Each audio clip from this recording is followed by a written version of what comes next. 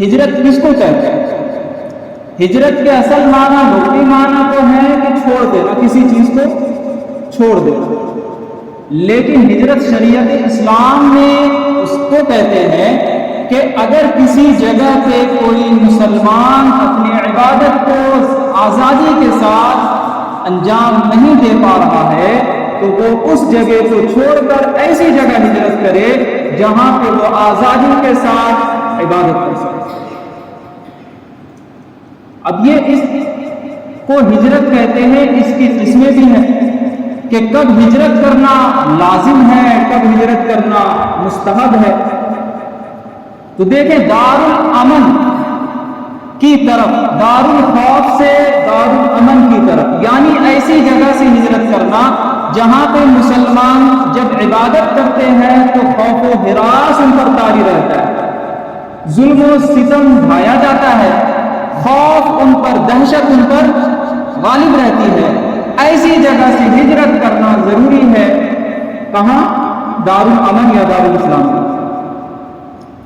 حضرات صحابہ کرام نے جو حبشہ کی طرف ہجرت فرمایا تھا، اللہ کے نبی کے مکہ میں رہتے ہوئے سن 5 نبوی کو، تو وہ یہی دار الخوف سے دار الامن کی طرف تھا۔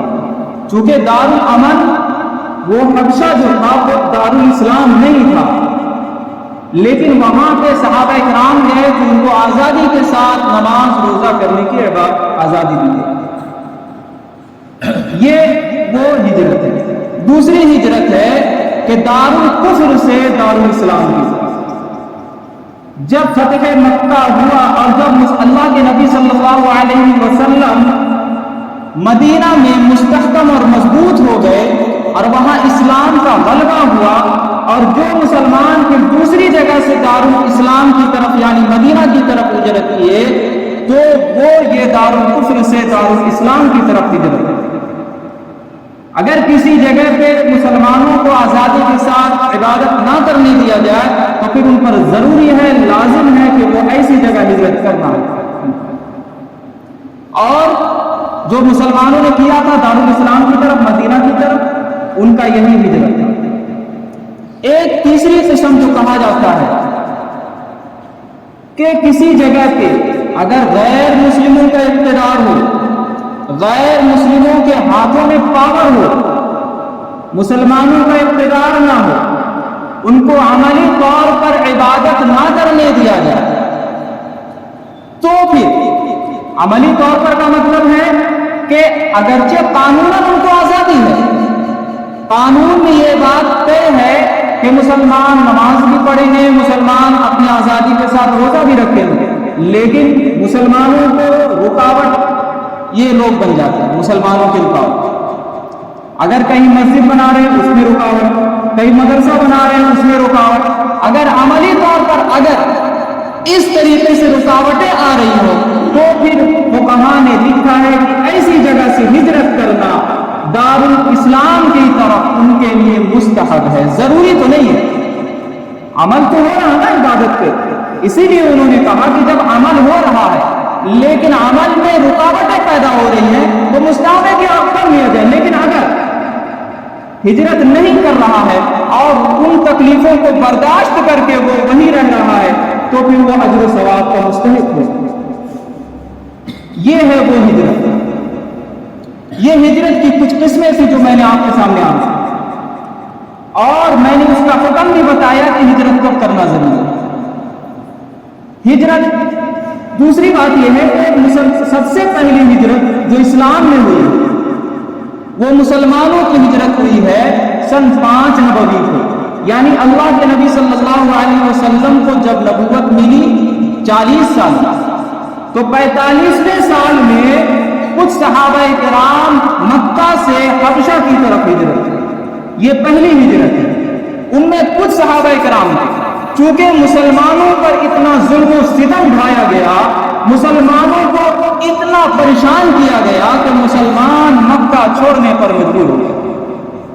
اللہ کے نبی نے ان کو اجازت دی کہ تم یہاں سے کہیں جانا چاہتے ہو جہاں پہ تم آزادی کے ساتھ رہ سکتے ہو تو جا سکتے ہو، جس کا ذکر اللہ تبارک و تعالی نے قرآن مجید میں فرمایا ہے الذین اخرجوا من دیارہم إلا أن يقولوا ربنا الله، کہ جو لوگ اپنے گھروں سے نکال دیے گئے سوائے صرف یہ بات کہنے کی وجہ سے کہ اور ان کا کوئی گناہ نہیں تھا، صرف انہوں نے کہا تھا کہ میرا رب اللہ، میرا رب اللہ ہے، صرف ان کا یہ گناہ ان لوگوں کی نظر میں تھا، اور ان کے کہنے کی وجہ سے ان پر ظلم و ستم ڈھایا گیا اور ان کو مکہ سے نکال دیا گیا۔ نکالنے کا مطلب انہوں نے اتنا ظلم ڈھایا کہ مسلمان نہیں رہ سکتے۔ آخر وہ پہلی ہجرت ہوئی جو حبشہ کی طرف ہوئی، یہ سن 5 نبوی۔ پھر کیا ہوا کہ وہاں پہ افواہ پھیل گئی کہ مکہ میں بہت سارے لوگ جو بھی تھے اقتدار والے وہ مسلمان ہو چکے ہیں اور مکہ اب امن و امان کی جگہ ہو گیا۔ وہ صحابہ کرام جو مکہ سے ہجرت کر کے گئے تھے حبشہ کی طرف، وہ دوبارہ لوٹ کے آ گئے، لیکن جیسے ہی مکہ کے حدود میں داخل ہوتے ہیں پتہ چلتا ہے کہ یہ غلط خبر تھی، یہ افواہ پھیل گئی تھی، یہاں تو ویسا کا ویسا ہی ہے بلکہ پہلے سے اور زیادہ ظلم و ستم ڈھایا جا رہا مسلمان۔ لیکن اب کیا کریں؟ اب کچھ لوگ چھپ کے مکہ میں داخل ہو گئے، چونکہ اب تو آ گئے نا حبشہ سے، کچھ لوگ چھپ کے مکہ میں داخل ہو گئے، کوئی کسی کی پناہ لے کے مکہ میں داخل ہو گئے۔ لیکن پھر کیا ہوتا ہے کہ پھر چونکہ مسلمانوں پہ اتنا ظلم و ستم ڈھایا جاتا ہے کہ آخر بالآخر اللہ کے نبی صلی اللہ علیہ وسلم نے کہا کہ اب ہجرت کر جاؤ، ہجرت کر جاؤ۔ اللہ کے نبی کے کہنے کی وجہ سے پھر دوبارہ ہجرت کیے، جن میں سے کچھ صحابہ کرام اور کچھ عورتیں، 82 یا 83 مرد تھے اور 12 عورتیں تھیں، جن میں حضرت ام حبیبہ رضی اللہ تعالی عنہا بھی تھی، جو اللہ کے نبی صلی اللہ علیہ وسلم کے بعد میں زوجہ محترمہ ہوئی، ام المؤمنین ہوئی۔ وہاں جا کے وہ حبشہ ہجرت کی اور وہاں پہ جو ان کا خادم تھا وہ نصرانی ہو گیا، کہ جس کے بعد پھر وہاں شاہ حبشہ نے حضرت ام حبیبہ رضی اللہ تعالی عنہا کا نکاح پڑھوایا اللہ کے نبی سے، اور وہ 4000 درہم کے عوض میں۔ تو خیر یہ دوسری اسلام کی ہجرت ہے، مسلمانوں کی ہجرت ہے جو شاہ حبشہ کی طرف ہے۔ پھر ہوتا یہ ہے کہ لوگ جو ظلم و ستم ڈھانے والے تھے جب یہ نظارہ دیکھ رہے تھے کہ مسلمان آئے دن دوسری جگہ ہجرت کر رہے ہیں، ہم لوگوں کا زور نہیں چل رہا ہے، تو آخر کار مسلمانوں پہ ظلم و ستم ڈھانا چاہا بہت زیادہ۔ اور پھر اللہ کے نبی صلی اللہ علیہ وسلم کو خواب آیا کہ میں کسی ایسی جگہ کی طرف ہجرت کر رہا ہوں جہاں کھجوروں کے باغ ہیں اور اس طرح وہاں کا ماحول ہے۔ اللہ کے نبی صلی اللہ علیہ وسلم کا خیال گیا طائف کی طرف۔ کدھر گیا؟ طائف کی طرف خیال گیا۔ اللہ کے نبی صلی اللہ علیہ وسلم مکہ کو چھوڑے اور طائف کا ہجرت کی، لیکن آپ لوگوں کو معلوم ہے کہ طائف کا وہ سانحہ اور وہ تکلیف دہ واقعہ ہے کہ جب انسان کوئی مسلمان وہ طائف کا واقعہ بیان کرتا ہے اس کے آنکھوں سے خون کے آنسو ہو رہے ہیں۔ اللہ کے نبی صلی اللہ علیہ وسلم پہ اتنا زیادہ ظلم ہوا وہاں کہ ویسی تاریخ میں کوئی ظلم نہیں ہے۔ اور یہ واقعہ اور یہ سیرت میں ہے کہ اللہ کے نبی صلی اللہ علیہ وسلم سے پوچھا گیا، حضرت ام عائشہ نے پوچھا یا رسول اللہ آپ کو سب سے زیادہ تکلیف کب ہوئی؟ اللہ کے نبی نے فرمایا کہ میں جب طائف گیا اور میں نے طائف والوں کو اپنے آپ کو سونپا کہ میں تمہارے یہاں آیا ہوں، میں تمہارے یہاں آیا ہوں، میں عبادت کرنے کے لیے آیا ہوں، میں کسی کو نقصان پہنچانے کے لیے نہیں آیا ہوں، لیکن انہوں نے برجستہ مجھے جواب دے دیا کہ یہاں آپ کے لیے کوئی جگہ نہیں۔ اس وقت میں امیدیں لے کے گیا تھا اور ان امیدوں پہ انہوں نے پانی پھیرا، مجھے سب سے زیادہ تکلیف ہوئی۔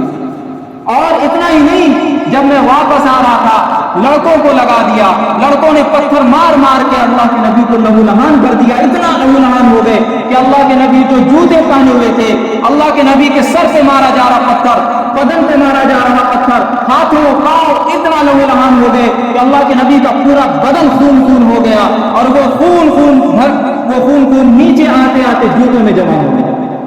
آپ سوچ سکتے ہیں ایک انسان ایک مسلمان جب اس واقعے کو سنے گا اور وہ گہرائی سے سوچے گا تو وہ ضرور اس نتیجے پہ پہنچے گا کہ اللہ کے نبی کو کتنا ظلم ہے۔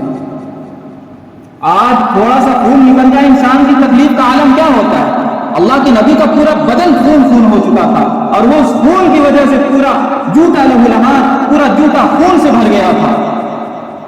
یہی وجہ کہ جب اتنا لہو لہان ہو گئے، اللہ تبارک و تعالیٰ نے کہا کہ جبریل جاؤ، میرے محبوب کو تکلیف ہو رہی ہے، جاؤ میرے محبوب کو تکلیف ہو رہی ہے۔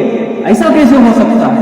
اللہ حضرت جبریل علیہ السلام آتے ہیں، اور پھر جو اس وقت دو پہاڑوں کے جو فرشتے تھے وہ اللہ کے نبی کے پاس آ جاتے ہیں، جبریل علیہ السلام ان کو لے کے آتے ہیں اور اللہ کے نبی سے پوچھتے ہیں یا رسول اللہ آپ حکم دیں ان طائف والوں کا ترنت نیست و نابود کر دیں گے ہم، ایک پہاڑ ادھر سے اور ایک پہاڑ ادھر سے، دونوں پہاڑوں کے جو بیچ کا جو حائل ہے نا، جو بیچ کا راستہ ہے، جو آبادیاں تھیں وہ 5 میل کے فاصلے تھے۔ آپ سوچ سکتے ہیں کہ ایک پہاڑ ادھر سے آئے گا، ایک پہاڑ ادھر سے آئے گا اور دونوں ملے گا، بتائیں ان قوموں کا کیا حال ہے؟ اللہ کے نبی نے فرمایا نہیں، اللہ کے نبی نے وہاں منع کر دیا کہ نہیں چھوڑ دو، یہ مجھے جانتی نہیں ہے، بلکہ اللہ کے نبی تو اللہ سے دعا کرنے لگے اللہم اہد قومی فإنہم لا یعلمون۔ اللہ کے نبی نے وہاں دعا کی تو خیر اللہ کے نبی کو وہ ظلم و ستم ہوا، اور اللہ کے نبی نے جو ہجرت کی تھی وہ کام کارگر نہیں، اور پھر اللہ کے نبی مکہ آ گئے، اور پھر جب مکہ آئے تو پھر اللہ کے نبی اللہ کا حکم کا دیکھنے لگے، انتظار کہ اللہ تبارک و تعالیٰ کا حکم کدھر ہوتا ہے میرے ہجرت کے لیے۔ اور پھر سن 11 نبوی کو کچھ صحابہ کے کچھ لوگ مدینہ سے آئے اور اللہ کے نبی صلی اللہ علیہ وسلم کے ہاتھ کو بیعت کیا انہوں نے۔ سن 11 نبوی کو 6 آدمی آئے، 6 آدمی اللہ کے نبی کے ہاتھ پہ بیعت ہوئے، اور اللہ کے نبی صلی اللہ علیہ وسلم نے ان کو بیعت کیا اور پھر ان کو مدینہ بھیجا۔ یہ حج کے موسم میں چونکہ وہ لوگ آتے تھے، اوس و خزرج کے لوگ جو انصار مدینہ ہیں، ان کی تعریف ہے کہ وہ اوس و خزرج کہاں کے لوگ تھے؟ ملک یمن سے آئے ہوئے تھے۔ خیر اگر موقع رہا تو اس کو بیان کروں گا۔ تو یہ اوس و خزرج کے لوگ جو انصار مدینہ تھے وہ آئے، اور سن 11 نبوی کو 6 لوگ اللہ کے نبی کے ہاتھ پہ بیعت ہوئے۔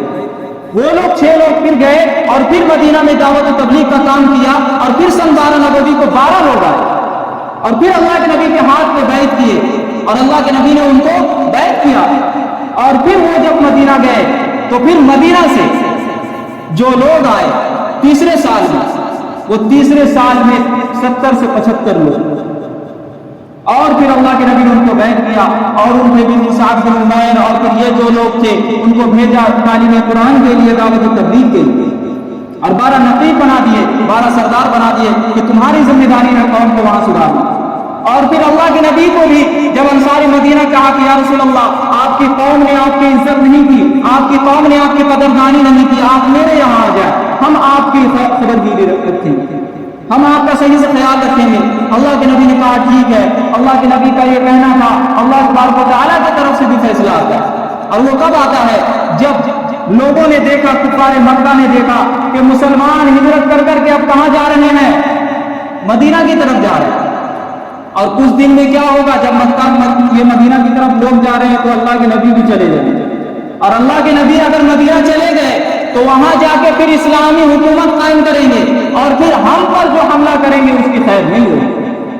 جب یہ سوچنا تھا دارالندوہ میں کفار مکہ نے میٹنگ بلائی اور اللہ کے نبی صلی اللہ علیہ وسلم کے خلاف سازشیں کرنے لگے۔ قرآن مجید میں اس کا ذکر ہے وَإِذْ يَمْكُرُ بِكَ الَّذِينَ كَفَرُوا لِيُثْبِتُوكَ أَوْ يَقْتُلُوكَ أَوْ يُخْرِجُوكَ، کہ اللہ کے نبی صلی اللہ علیہ وسلم کے خلاف انہوں نے سازشیں کی، اور کیا کہا؟ لِيَقْتُلُوكَ، ان کو قتل کر دیا جائے، لِيُثْبِتُوكَ، یا ان کو قید کر دیا جائے، اور يُخْرِجُوكَ، یا ان کو نکال دیا جائے یہاں سے۔ لیکن چونکہ میں بہت تفصیل کے ساتھ واقعہ نہیں بیان کر رہا ہوں، میں اجمال کے ساتھ شوق کے ساتھ بات بیان کر رہا ہوں، اس دارالندوہ میں اس مجلس میں شیطان بھی آیا ہوا، وہ شیطان آیا ہوا تھا اور وہ کہہ رہا تھا کہ اللہ کے نبی جو بھی باتیں پیش آ رہی تھی سب کو ریجیکٹ کر رہا، قید کر دیا جائے۔ اس کو بھی کہا کہ نہیں قید کرو گے تو ان کو ان کے آدمی چھوڑا لیں، اور یہ خریجوں کو نکال دیا جائے۔